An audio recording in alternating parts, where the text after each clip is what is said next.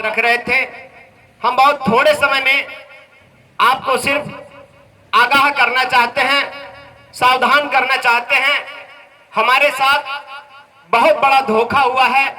उस धोखे की तरफ हम आपकी निगाह, आपका ध्यान लेकर जाना चाहते हैं।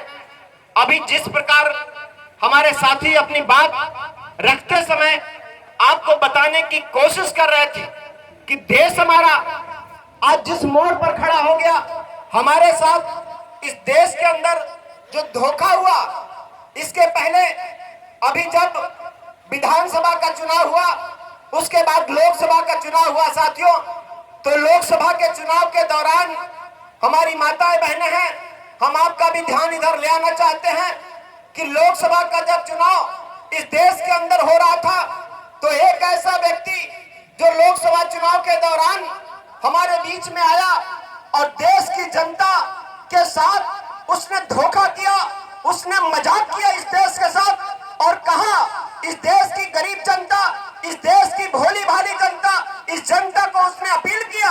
उसने कहा कि भाइयों बहनों, हमारे देश का बहुत सारा काला धन जो दुनिया के दूसरे देशों में जमा है, आप चाहते हो कि इस वो काला धन हमारे देश में वापस हो? तो सभी लोगों ने हाथ उठाया कि हाँ, वापस होना चाहिए, हम चाहते हैं। उसने कहा कि अगर वो काला धन मेरी सरकार बनती है, तो अगर वो काला धन अगर इस देश के अंदर मेरी सरकार बनेगी, तो मैं वो काला धन इस देश के अंदर लेके आऊंगा, और जब मैं काला धन आपके पास लेकर आऊंगा तो हर व्यक्ति के खाते में 15 से 20 लाख रुपया पहुंचाऊंगा। इतना बड़ा धोखा हमारे साथ इस देश के अंदर हुआ साथियों।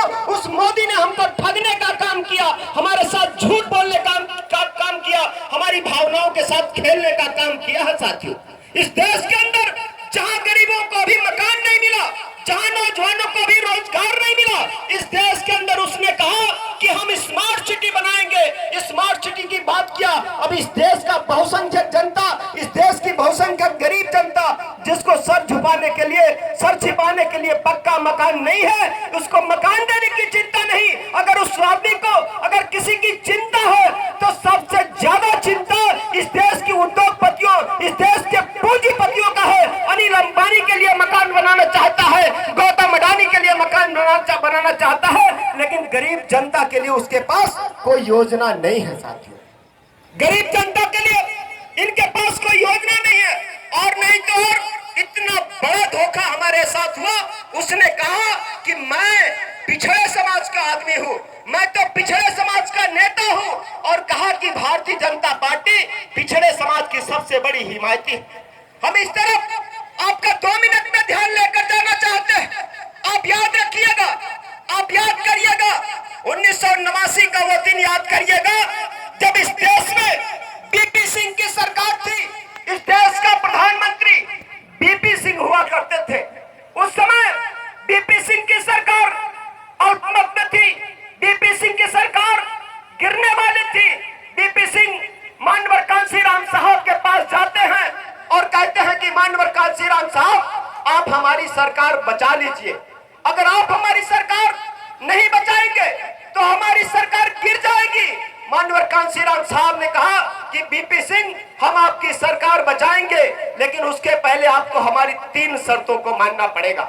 जो मानवर कांशीराम साहब ने बीपी सिंह के सामने वो जो 3 शर्तें रखी साथियों, हम उन्हीं 3 शर्तों की तरफ आपका ध्यान लेकर जाना चाहते हैं। मानवर कांशीराम साहब ने बीपी सिंह से कहा कि बीपी सिंह सुनो, अगर आप चाहते हो कि हमारी पार्टी बहुजन समाज पार्टी आपकी सरकार को समर्थन दे, तो हमारी 3 शर्तें सुनो।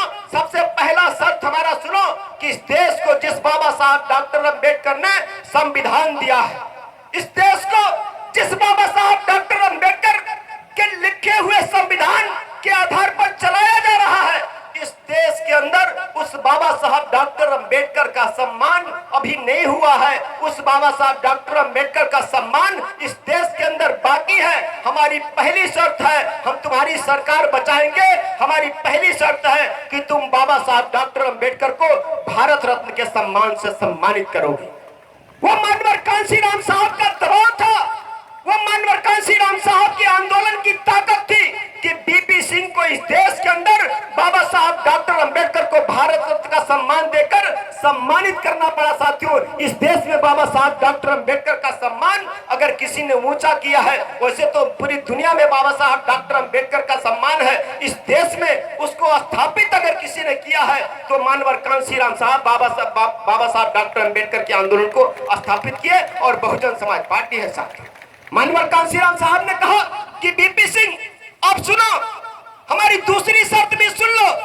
हम चाहते हैं, मानवर कांशीराम साहब ने साथियों कहा बीपी सिंह से कि बीपी सिंह, आप सुनो, हमारी दूसरी शर्त सुनो कि इस देश में जो बाबा साहब डॉक्टर अंबेडकर ने संविधान अनुच्छेद 340 के माध्यम से जो व्यवस्था दिया, इस देश में जो पिछड़े समाज का आदमी है, चाहे वो कुर्मी समाज का व्यक्ति हो, चाहे निषाद समाज का व्यक्ति हो, चाहे मौर्य समाज का व्यक्ति हो, ये जो पिछड़े समाज के लोग हैं, इनके बच्चों को डॉक्टर बनने का मौका नहीं मिल रहा है, इनके बच्चों को इंजीनियर बनने का मौका नहीं मिल रहा है। हम चाहते हैं कि इस देश के अंदर मंडल कमीशन का रिपोर्ट लागू किया जाए। ये मानवर कांशीराम साहब के संघर्षों और उनके दबाव का परिणाम था कि बीपी सिंह को इस देश के अंदर मंडल कमीशन की रिपोर्ट लागू करनी पड़ी। साथियों, ये किसी और की देन नहीं, ये मानवर कांशीराम साहब की देन है।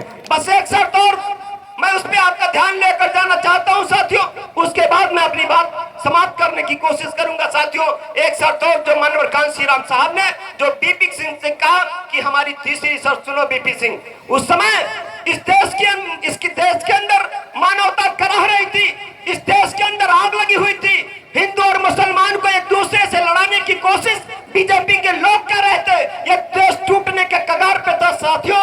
और इस समय अटल बिहारी वाजपेयी के नेतृत्व में और लाल कृष्ण आडवाणी के नेतृत्व में इस पूरे देश के अंदर राम मंदिर निर्माण के नाम पर इस देश के लोगों को लड़ाने की कोशिश की जा रही थी और आडवाणी के नेतृत्व में रथ यात्रा निकालकर इस देश की मानवता को, इस देश के भाईचारा को समाप्त करने का प्रयास किया जा रहा था। साथियों, मानवर कांशीराम साहब ने कहा कि बीपी सिंह, अगर तुमको हमारी पार्टी का समर्थन चाहिए तो सबसे पहले तुमको लाल कृष्ण आडवाणी को गिरफ्तार करना पड़ेगा, उसके रथ को रोकना पड़ेगा।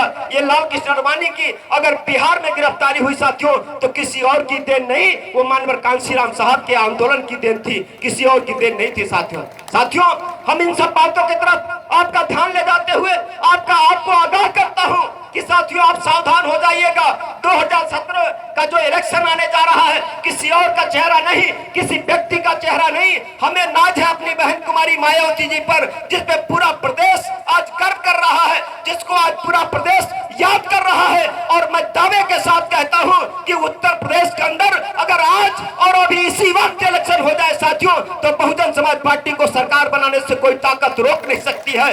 बहन कुमारी मायावती जी को इस प्रदेश का मुख्यमंत्री बनने से कोई रोक नहीं सकता साथियों। इसलिए आपके ऊपर माननीय बहन कुमारी मायावती जी का भरोसा है, आपके ऊपर नाज है और आप पे विश्वास करके बहन कुमारी मायावती जी पूरे देश के अंदर संघर्ष कर रही है साथियों। इसलिए उस बहन कुमारी मायावती जी के भावनाओं का सम्मान करिएगा। वो बहन कुमारी मायावती जी जिन्होंने हमारे और आपके लिए अपना जीवन समर्पित किया है साथियों, उनके सम्मान में 2017 का इलेक्शन आएगा।